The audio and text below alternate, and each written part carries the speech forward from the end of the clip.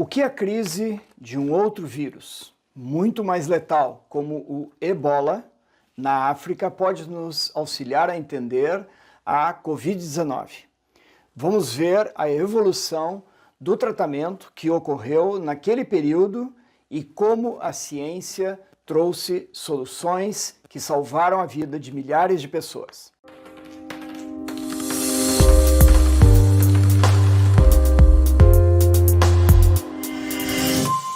Como é que foi a experiência de chegarem os primeiros pacientes aí na universidade, no seu hospital, tendo em vista que tinhas toda aquela experiência também dos pacientes com Ebola, inclusive colegas médicos que vieram da África e se trataram contigo aí no hospital e na UTI. Isso foi algo que te lembrou muito aquele pessoal do Ebola, porque logo veio aquela síndrome de ativação macrofágica, a tempestade de citocinas, os quadros imunes prevalecendo na fase hospitalar. Levaste um susto de novo? Estava chegando um novo Ebola, doutor Calil? Não, sabes que a pergunta é fantástica. Realmente me lembrou muito a situação de alguns anos atrás, não especificamente pela doença, porque realmente, como comentaste, a Ebola é uma doença com uma mortalidade de 30%, 40%, 50%, muito mais elevada que a mortalidade do Covid, mas muito dramática da doença, mas na verdade me lembra muito aquele período, porque foi um período onde se precisou de muita ciência para resolver o problema com a Ebola. E aquela necessidade da ciência realmente me ajudou muito a entender o que precisa ser feito nessa pandemia pelo Covid. Então, vamos alguns anos atrás para tentar entender o porquê que eu estou comentando isso. 2014, 2015, tivemos essa crise enorme na África. Com Ebola morreram 11, 12 mil pessoas, foi muito rápido, muito dramático. A doença pelo vírus Ebola é uma doença horrorosa. Eu jamais, em todos esses anos de prática médica, jamais vi nenhum tipo de infecção tão dramática e tão horrorosa como Ebola. É algo realmente difícil de descrever. O que aconteceu na época é que, na verdade, quando a gente começou a ver esses pacientes que estavam vindo, que foram na África, americanos que foram na África, que acabaram ficando doentes com a infecção e vieram ser tratados aqui nos Estados Unidos, o que a gente começou a ver é que realmente não se sabia quase nada sobre a história natural da doença, não se sabia quase nada sobre tratamentos que poderiam ser efetivos ou não, se sabia muito pouco. E naquele momento houve muita discussão a respeito de como que vai se descobrir novas terapias, como que vai se descobrir algo que possa salvar mais vidas nesses pacientes com mortalidade. No começo, inclusive no começo da epidemia na África, a mortalidade estava em torno de 80%, 90%, algo inacreditável, pouquíssimas doenças com uma mortalidade tão alta. Bom, então vejam bem o que aconteceu. No começo da epidemia da Ebola, o receio de que os profissionais de saúde fossem se infectar ao tratar esses pacientes era tão grande que, na verdade, os profissionais de saúde na África, naquele momento, eles não se aproximavam dos pacientes, apesar de estarem com todo equipamento protetor, etc., eles eram proibidos de se aproximar dos pacientes porque havia um risco muito grande de se contagiarem e a África já estava com um sistema de saúde muito complicado, muito precário. Isso apesar de alguma melhora, houve muitas guerras civis nesses países africanos que estavam com essa epidemia na época, então o sistema de saúde ainda estava muito precário, muito poucos profissionais de saúde, muito poucos médicos, muito poucos enfermeiras, então eles não podiam realmente, eles não existia nenhuma maneira de que eles pudessem perder profissionais de saúde, porque na verdade não teria mais ninguém para tratar esses pacientes. Então, naquele momento, aí houve várias entidades europeias, americanas, que se voluntariaram, que foram na África para tentar ajudar a situação, e foi muito importante, foi realmente muito decisivo nesse processo. Todos esses profissionais de saúde que vieram de outros países também, no começo, não eram permitidos a se aproximarem, ficarem muito próximos dos pacientes, em função do risco que não se sabia qual era o risco aproximado, qual era a mensuração do risco para que as pessoas se infectassem e morressem, que a mortalidade é muito alta. O que se descobriu em questão de poucos meses foi que, na verdade, a mortalidade elevada pelo ebola era secundária à desidratação severa. Os pacientes tinham uma diarreia de 10, 15, 20 litros por dia. Vocês imaginem a quantidade de diarreia num dia. Aí Virava uma passa de uva. Exatamente. E aí, vejam bem, e aí o que os profissionais de saúde faziam no começo da epidemia? Eles botavam umas garrafinhas de água com eletrólitos ali para o paciente tomar. Botavam ali do lado da cama, ó, pode tomar, toma. Mas aí, imagina, tu com 15, 20 litros de diarreia por dia, tu começar a tomar a garrafinha de água, não vai dar certo. Tu não consegue, não há como tu conseguir se reidratar, porque todo o intestino, a mucosa intestinal, começa a sofrer muito com essa diarreia, já começa a ficar muito difícil de absorver água, sódio, potássio, aquelas coisas importantes para a reidratação, e as pessoas estavam morrendo da infecção e da desidratação causada pela infecção. E aí o que aconteceu? Aos poucos, foi se entendendo mais o mecanismo da doença, foi se entendendo mais que os equipamentos de proteção, na verdade, estavam sendo efetivos. Os profissionais de saúde começaram a colocar catéteres nas veias dos pacientes para infundir soro, o soro fisiológico, e no momento que começou a se infundir soro e começou a se hidratar pela veia e não depender só da via oral dos pacientes, houve uma melhora fantástica na sobrevida desses pacientes. Foi algo assim, foi algo quase miraculoso. Então, assim, isso é muito importante porque, na verdade, se descobriu que o tratamento de suporte numa situação gravíssima como a infecção por ebola fez uma diferença brutal na melhora da sobrevida desses pacientes. Parece então, simples, mas na hora, lá na África, lá na ponta, dentro de Uganda, Ruanda, etc., a situação deve ser outra, né? Não, situação muito dramática, uma situação, as pessoas, nos primeiros meses, se eu me recordo bem, houve uma estimativa de que provavelmente em torno de 500 profissionais de saúde morreram em função de se contaminarem com ebola. Algo, no começo, que ainda o pessoal não sabia muito bem exatamente como usar os equipamentos de proteção, e além disso, faltou muito equipamento de proteção. Na época, não faltava luva, faltava o jaleco, faltava tudo. O pessoal não estava preparado para isso, então foi o que morreu de profissional de saúde no começo da crise de ebola é algo inacreditável, Carlos, inacreditável. Mas vários deles chegaram para vocês aí. E vários deles chegaram para nós aqui em Omaha, em Emory e no NIH. Existem 300 aqui nos Estados Unidos que a gente recebia esses pacientes. Então, uma coisa, como eu tenho trabalhado muito com doença aguda, infecções agudas, doenças de UTI por muitos anos, me chamou muito a atenção a maneira como esses pacientes progrediam na doença. Então, eles não só perdiam muito volume, eles ficavam muito desidratados, como a gente chama, hipovolêmicos no termo médico, mas eles também tinham algo muito semelhante ao que a gente aprendeu há muitos anos atrás, algo que a gente chama de sepsis.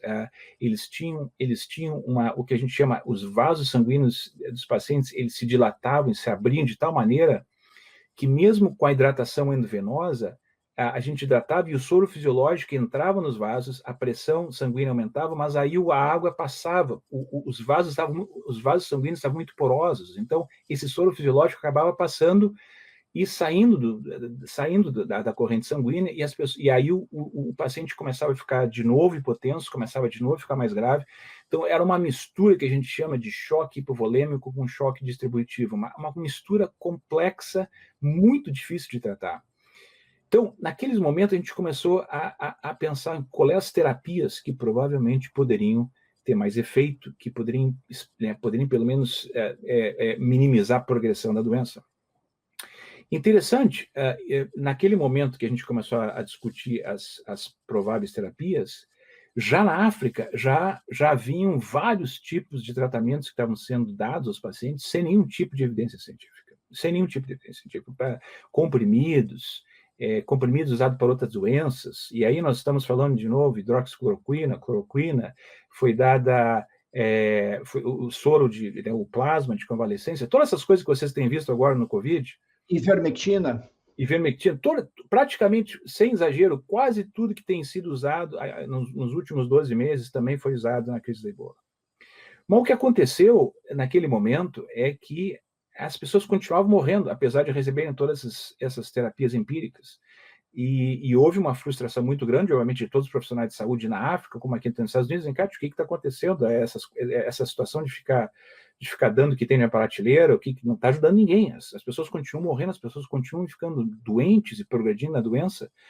E o motivo pelo qual isso é muito importante é porque, naquela época, houve uma discussão muito grande de vários profissionais e cientistas a respeito da ética de se fazer um estudo randomizado, controlado na África naquele momento da crise da ebola. Houve muita discussão sobre isso, porque, na verdade, existia uma preocupação de que a utilização de um estudo randomizado com placebo talvez não fosse aceito pela população e talvez não pudesse ser feito na África em função de que as pessoas teriam medo de participar de um estudo desse tipo, onde metade das pessoas não receberiam um estudo experimental. Mas muito importante vocês entenderem isso, e eu agradeço o Carlos trazer isso, porque isso, na verdade, isso se liga muito com o que tem acontecido no Covid nos últimos 12 meses. O que aconteceu na época é que vários estudos foram feitos observacionais, ou seja, eles não tinham controle, ou eles tinham o que eles chamam de controle histórico, ou seja, eles simplesmente foram estudos onde as pessoas recebiam a medicação. E naquela época eu estava em contato direto com vários grupos médicos na África, e vários grupos começaram a me comentar que eles estavam com receio de que algumas dessas medicações, na verdade, estavam aumentando a taxa de óbito dos pacientes.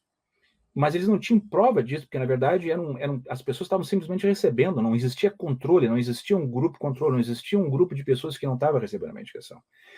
E aí vem aquela pergunta, como é que tu sabe se o paciente morreu do ebola ou morreu do tratamento inadequado? Não é verdade? Ou das duas coisas. Ou das duas coisas. E, na verdade, agora nós estamos enfrentando a mesma situação com o Covid. Então, por que isso foi muito importante?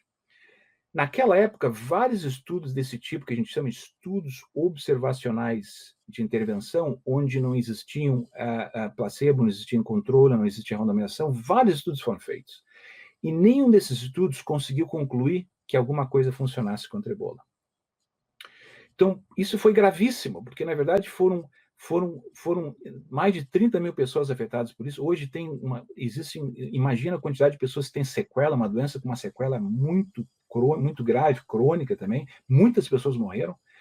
E acabou aquela epidemia de 2014, 2015, e a gente não descobriu nenhum tipo de terapia segura ou efetiva, porque nenhum estudo rigoroso foi feito. Isso é grave, para mim isso é muito grave. A gente não pode estar no meio de uma epidemia ou de uma pandemia e terminar uma epidemia, milhares de pessoas morrerem sem descobrir absolutamente nada. Isso é uma catástrofe muito grande. Eu vou dar um outro exemplo para vocês. Um exemplo da tuberculose. Por exemplo, vocês devem estar imaginando o Brasil é um dos países que tem a maior taxa de tuberculose, especialmente o sul do Brasil, no mundo inteiro. E hoje tuberculose tem uma quantidade enorme de tratamentos. Apesar disso, ainda existe uma mortalidade por tuberculose, mas hoje em dia, se a pessoa for diagnosticada com tuberculose, existe um número enorme de medicamentos que têm sido efetivos para tuberculose. Então, aí tu imagina a situação. 1948 foi o primeiro estudo randomizado feito na história da medicina por uma droga chamada streptomicina para tuberculose. Por que eu estou falando isso? Porque até 1948, as pessoas que tinham tuberculose tinham 100% de mortalidade, todos morriam com o tempo, é uma doença que levava à cronicidade, acabava matando, e a quantidade de tratamentos que foram feitos sem nenhum tipo de randomização, sem nenhum tipo de controle, que foram feitos, como a gente comentou na época da ebola, vamos dar alguma coisa, vamos tirar alguma coisa da prateleira, vamos dar para os pacientes, a quantidade de tratamentos inseguros, inefetivos, foi algo incrível, por milênios, porque imagina, tuberculose a gente já viu descrito no Velho Testamento. Por que isso é importante?